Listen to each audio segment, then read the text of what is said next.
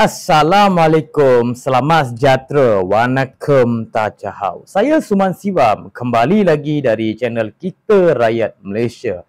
Hari ini saya kembali dengan satu topik yang penting, perlu diambil berat dan perlu dititik beratkan oleh masyarakat umat Islam di Malaysia.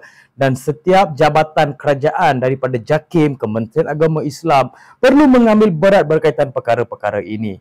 Sebab ini melibatkan kebajikan umat Islam yang susah. Ya, ada yang bayar RM50 sahaja, Samsul Gagau. Di sini jadi masalahnya hari ini, bila kita lihat di masjid-masjid besar, segelintir masjid-masjid besar mempunyai sumbangan dan derma yang paling banyak. Tetapi di tahap apakah mereka menggunakan duit itu untuk ke jalan Allah Subhanahu Wa Taala dan membantu orang yang dalam kesusahan. Ya, ini adalah penting untuk kita mengetahui.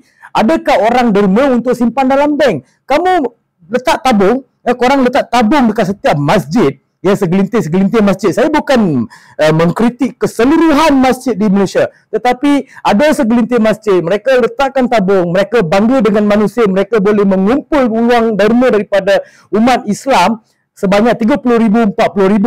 Tetapi apakah kegunaan dan tujuan duit itu sebenarnya untuk umat, ya, yang dalam kesusahan atas dasar membantu dan menjaga kebajikan mereka? Saya juga pernah dengar di mana-mana tempat pendalaman, kebanyakan pendalaman yang majoritinya Islam, mereka tidak mempunyai tempat untuk menguruskan jenazah. Mereka tidak mempunyai wang jenazah. Apa salahnya kalau masjid-masjid ini yang mengumpulkan duit banyak-banyak simpan dalam bank, mengeluarkan duit itu membantu orang yang dalam kesusahan, yang orang yang memerlukan, bukan orang derma untuk semata-matanya simpan dalam bank. Jika kamu tahu pengurusan dan kelemahan ini ada dalam AJK masjid dan mana-mana kegiatan agama, kamu elok letak jawatan jika tidak boleh membantu ataupun menyelesaikan masalah-masalah umat Islam di Malaysia. Sebab ini penting, mereka simpan duit dalam bank puluh-puluh ribu, ya. Ada audit lagi hujung tahun. Bila audit kau simpan ribu-ribu, juta-juta dekat akaun masjid, nak buat apa? Kalau tak membantu orang yang dalam kesusahan, orang yang memerlukan. Perkara itu tidak perlu. Sebab apa? Dia orang bangga dengan manusia, tetapi kita perlu malu dengan Allah Subhanahu Wa Taala.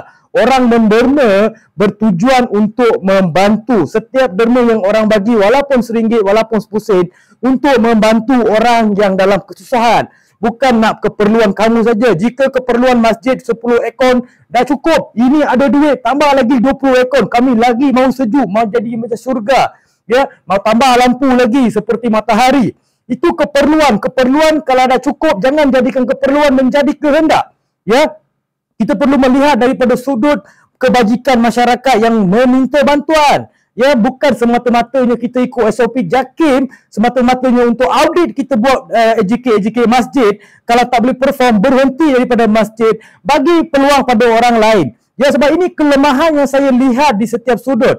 Allah Subhanahu Wa Taala selalu tegur kita daripada setiap gerakan, tapi kalau kita tak sedar, walaupun ada CCTV, walaupun ada pelbagai keselamatan, duit masjid boleh hilang disebabkan tujuannya tidak sampai. Allah Subhanahu Wa Taala setiap kali tegur kita, tetapi kalau kita tidak mengambil berat dan kita mengambil benda ini sebagai inilah orang curi dengan kehendak Allah. Ya, Allah Subhanahu Wa Taala ini tidak bertujuankan politik ataupun tujuan peribadi, tetapi kelemahan ini perlu diperbetulkan di sesebuah ataupun segelintir sebahagian masjid-masjid yang tidak memperformkan duit-duit rakyat, duit-duit masyarakat umat Islam yang derma pada mereka, tetapi jalan yang mereka pilih bukan pada jalan yang Allah Subhanahu Wa Taala, tetapi jalan yang berlainan. Ya, apa salahnya kamu ambil duit itu memberi makanan kepada anak yatim? Apa salahnya kamu setiap bulan, ya, menderma setiap umat manusia yang datang ke situ makan?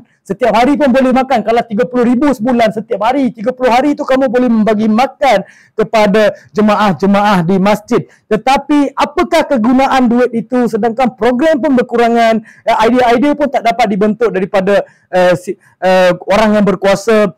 Jangan bertujuankan politik dalam masjid. Ya, dalam Islam politik itu penting, tetapi kalau agama itu menjadi politik di masjid, ke mana lagi orang susah main mencari kebenaran? Ya, Islam ini sungguh mudah ya memberikan kebajikan zakat ya, memberikan baitul mal, macam-macam peruntukan kita ada untuk umat-umat yang susah, tapi di realiti kita melihat orang yang susah juga orang umat Islam. Sebab apa? Sebahagian orang yang berkuasa, orang yang berjawatan tidak perform, tidak membantu ataupun tidak menghiraukan keadaan-keadaan orang susah. Sebab saya melihat perkara ini perlu digubal balik, perlu diperbincangkan balik, perlu perbetulkan jalan kita ke arah Allah Subhanahu Wa Taala. Sebab apa? Kalau Samsul gagal diberikan RM50 sedangkan mereka itu adalah memberi ilmu agama kepada umat-umat ataupun anak-anak kita. Dengan orang ilmuwan agama kamu berkira, ya, dengan orang lain kamu tak berkira. Imam masjid gaji 100, 200. YB